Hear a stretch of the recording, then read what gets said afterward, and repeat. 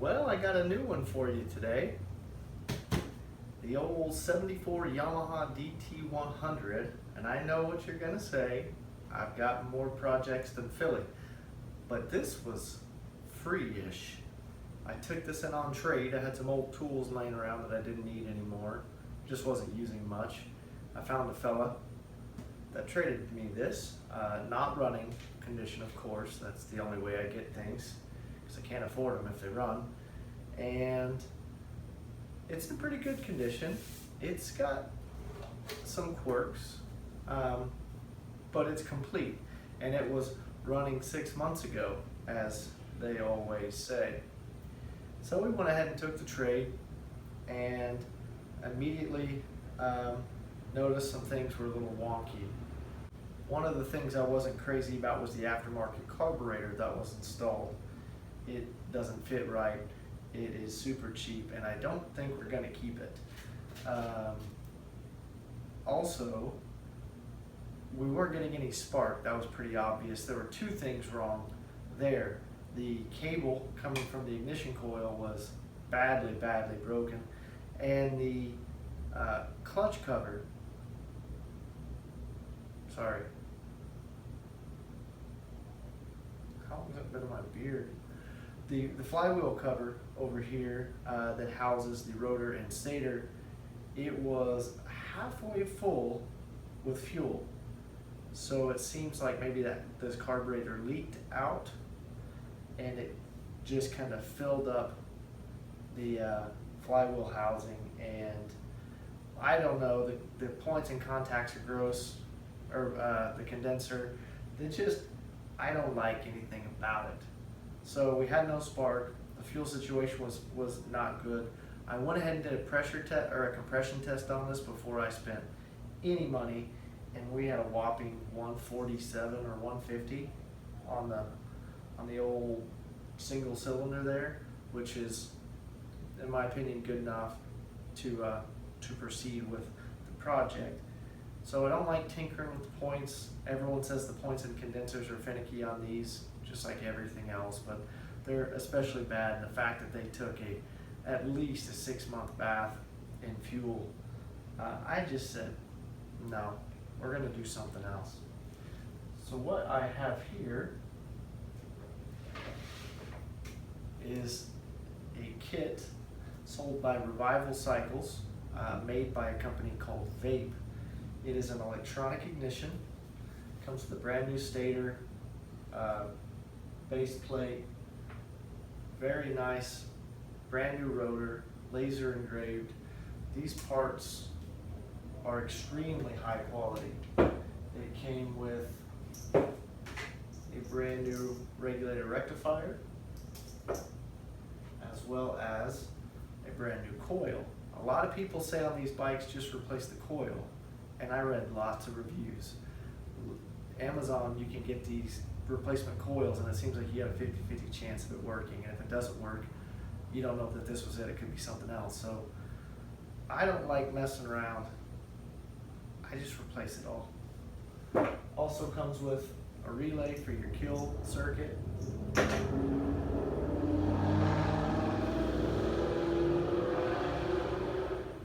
as well as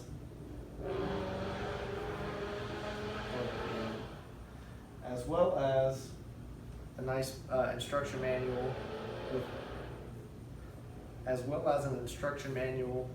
nicely drawn schematics and instructions. It's everything you need, other than there's a couple things it didn't come with, like an inline fuse. Didn't come with that. Obviously didn't come with a new battery, because it does upgrade you to a 12-volt system, and it does not come with the new bulbs you'll need for your indicators and your front and rear lamp. So minor stuff. It comes with everything you need to get rolling, if that's what you're into.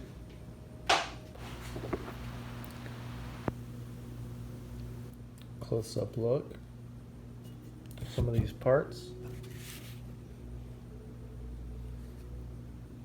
Very nicely machined from the Czech Republic.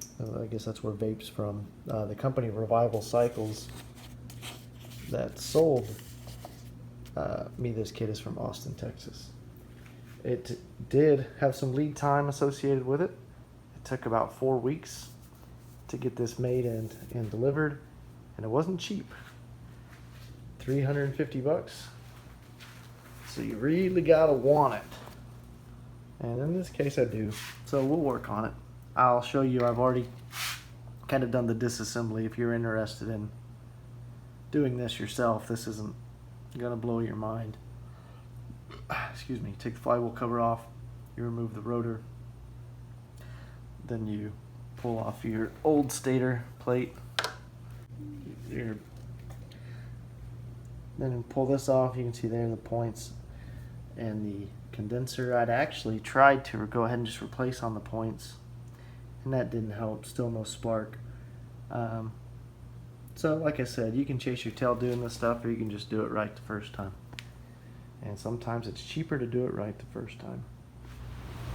Alright, once you get your old stator off, obviously your rotor, flywheel cover off. To get that rotor off, you're going to want one of these special flywheel puller, rotor puller. Who this is? I think this one. See if there's any identifying marks on here.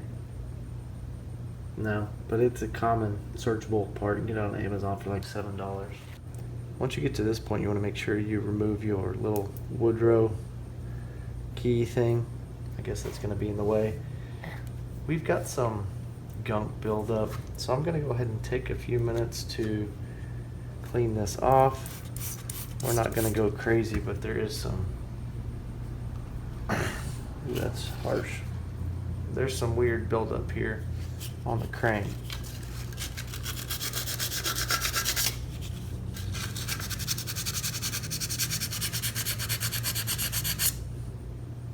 Just want it nice and smooth. Alright, that's pretty good. Nice and clean. Now that the old stator plate is out of the way, we'll go ahead and slip in the new one. I don't know if it matters which direction this goes. Huh. They come with, or it comes with new bolts and washers. There are little, you probably can't see it, right below that bolt head there's a little arrow, and that indicates which hole is the mounting hole. Same on the bottom. There's a lasered line on the base plate and a lasered line on the rotor here. So what we need to do, first we'll rest this on to make sure it'll spin over the stator. And it does. So we need to find top dead center.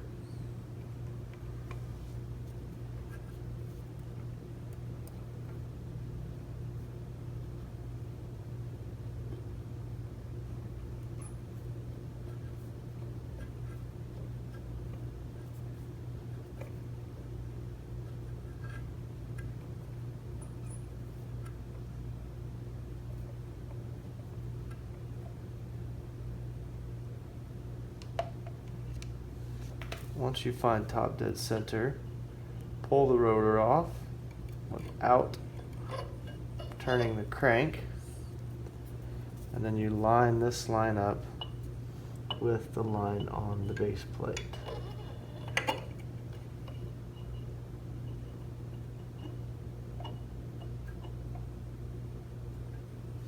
Like that. Now it's timed. At least I hope. Now we will carefully snug up the rotor nut. It comes with this nice new part. Am I supposed to use the washer? Once you've got your rotor back on and your newly supplied nut hand tightened, the instructions say don't forget the washer, but mine didn't come with a washer. Should I put on a washer? I don't think it's gonna. Let's see what it does.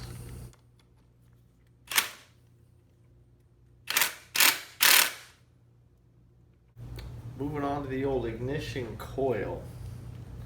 Nicely made part.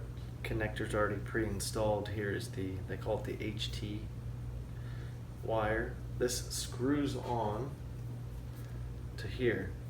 Focus. But before we do that, I want to cut it to length so we don't have too much extra wiring laying around. I measured, I got about a screwdriver too long. Cabling here. Go ahead and pop that off. Okay. Now make sure you run your boot on before you connect to your coil. Just twist it right on. Oh, finally. Okay, there it is. Now these red, blue, wow, these red, brown, and yellow wires will plug directly into the wires from the coil. They're color coordinated. Okay, so that's that part of the coil. This part of the coil obviously goes to your spark plug, and this blue wire goes to your kill circuit, your kill switch, which you may or may not use, your choice. So the coil is pretty easy, and its location, I'm going to go ahead and bolt it directly to the stock location under the fuel tank. Then I'll connect the wires and the coil is going to be done.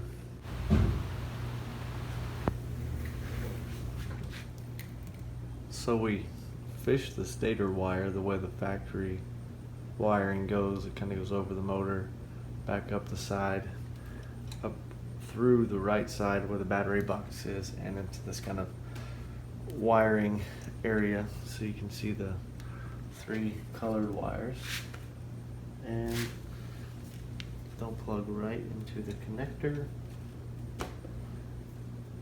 on the coil. Just match the colors exactly, and then your black AC wires to the regulator rectifier.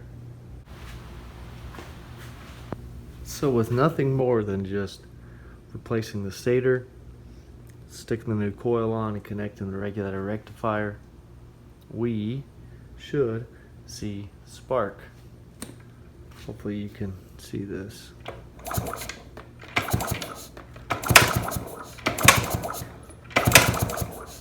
I don't know if you can see it, but there's definitely spark, and we have not seen that yet on this machine. Before I broke it down and before I broke down and ordered the parts for this, I tried everything under the sun to see spark, and it just wasn't happening. So very happy with this so far. I'm gonna go ahead and button this up now and make it look nice, now that I know that we have spark, which was the whole goal with this kit.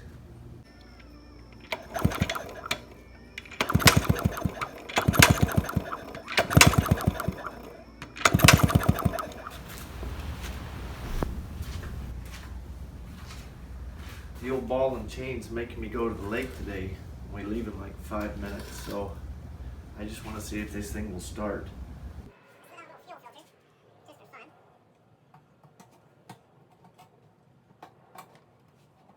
Uh-oh, gonna have to put this crock in 4-wheel drive.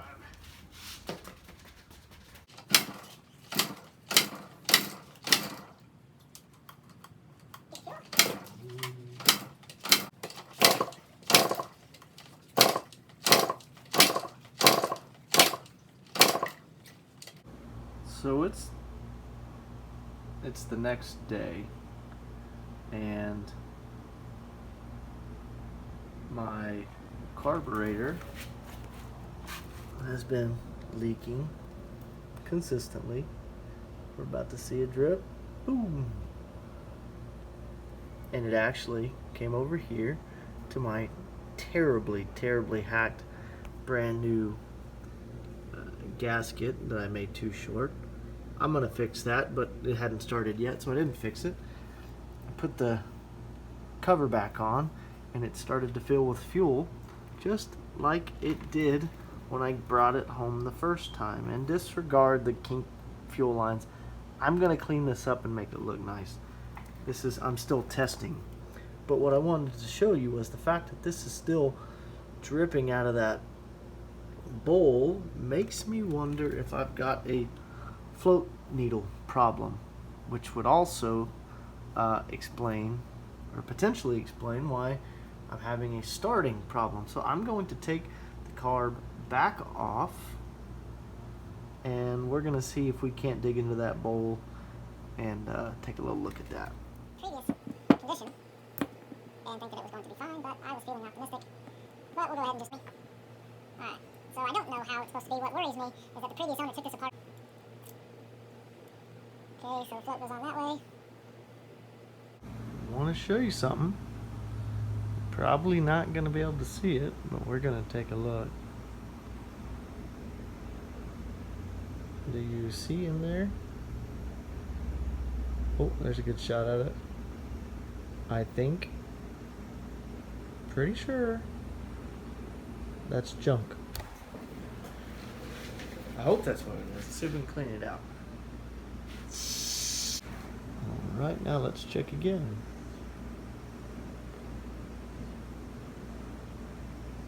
I know it's painful. Sometimes you just gotta... Come on, iPhone. Good God. Alright. Okay, it's out. There was some junk in there that would keep this from seating properly and stopping that flow.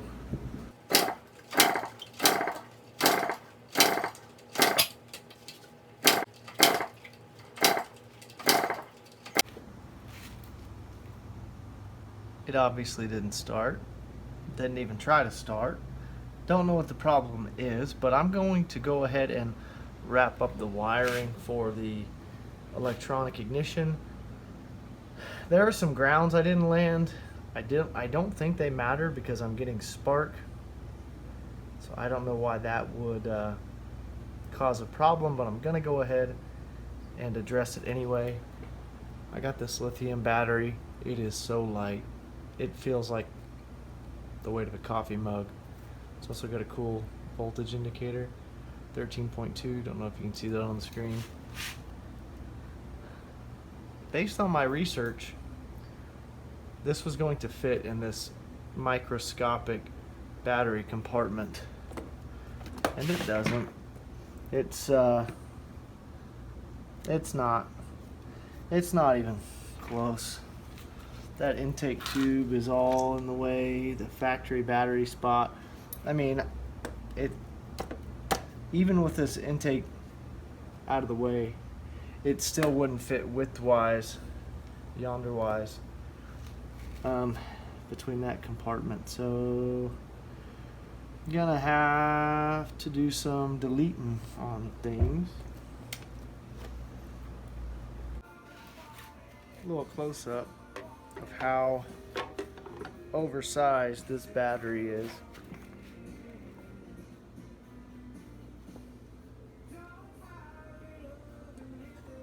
It's not even close. Check this out though. So I showed you the Busch Light gas cap seal. They've also got this nice little Gatorade cap on the oil reservoir. We took the oil tank out and we, oh my God, we cut the front and folded it down. Let's see if I can see that. Then we cut off that side and kind of beat the hell out of it. And I kind of goofed up with the angle grinder and cut through that oil tank. So there is room for this battery. Get in there. God dog it. Yeah. A little concerned about the close proximity to the old exhaust pipe. You got a good ½ inch. Nope, it's touching. Not sure about that. I might put some sort of thermal barrier in there. I don't really know if heat is a problem for these lithium batteries, but everybody talks about them like they're so dangerous that I don't really want this to catch on fire when my kid is riding it. So I'm not going to run this hard, assuming it ever starts, without addressing that. But it does fit. If you're curious about the make and model of this was $60 shipped next day on Amazon. 12 volts, which is what the new system requires. The new system also requires that we update all the indicators and hooplas and all that. So I'm not worried about that yet. I wasn't even going to get a battery until I had trouble starting it, and now I'm wondering if it's maybe a ground issue or whatever. So I'm just gonna get her done. I know it's gonna start because we've got compression and spark. We're close. I have kicked and kicked and kicked this little bike and nothing. So I'm gonna check the timing. I thought I had the timing right. Maybe I didn't. We'll see. I'm gonna adjust the timing and we're gonna try that. God, it's hot in here. So here's where we're at. We got spark, we've got fuel, fixed the fuel leak, we've got compression. I think it's my timing. I got one backfire out of it. And I've loved this Vape Revival kit so far. It's a little frustrating though. The standard Flywheel Puller is a different size than the one I need to take that off and adjust the timing. So now I've overnighted an Amazon part, but I go out of town Monday, which is tomorrow, and now it's going to be next weekend before I can get that flywheel off and advance it or retard it. So I finally got the right flywheel puller. This is number 3, but this is the part that the kit suggests you buy. I just didn't think it would be necessary. So what we determined, when I say we, well, my dad told me I did it wrong. I got it timed to where top dead center was here. But my dad said he thinks it's here. So I'm off. So I think probably what might have happened was when I torqued down on this rotor nut, maybe it advanced it a little bit as it tightened.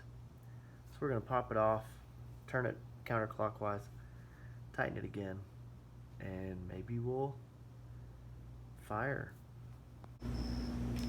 Alright, quick overview of the electrical system now that it's installed. Coil mounted to the original coil mounting bracket, wired into the ignition coil, wired into the stator, then the blue wire coming off the coil goes into the factory kill switch, which I tested and it does work. Then we've got our voltage regulator and our battery mounted right here. It's not the cleanest install in the world, but it's not bad. We've got a 15 amp fuse installed. I mentioned earlier I was worried about heat on this lithium battery, so I wrapped the battery compartment in what's called Reflectix. It's like an insulating, thermal insulating wrap thing. It's basically foil with a bubble wrap sandwiched between it. And I know I gotta probably trim that back. I don't need that to ground out. But it's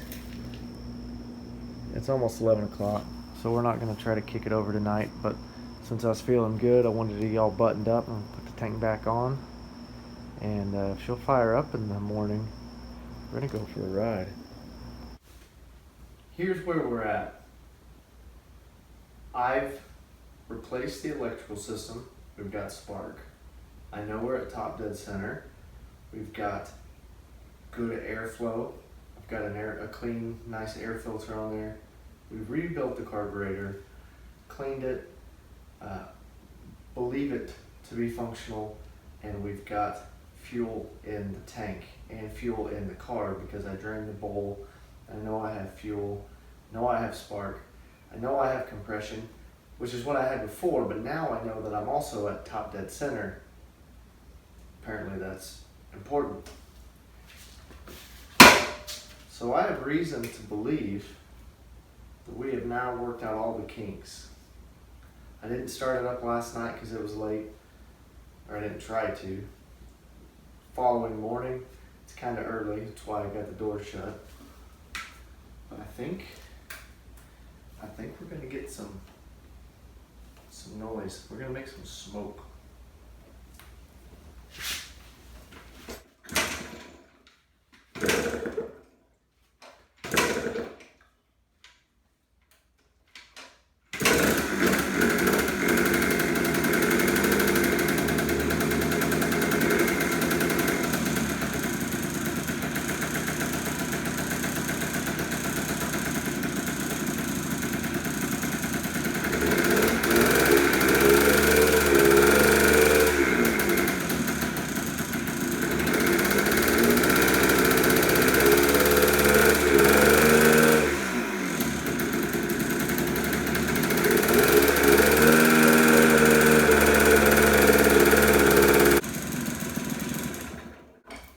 And the kill switch works.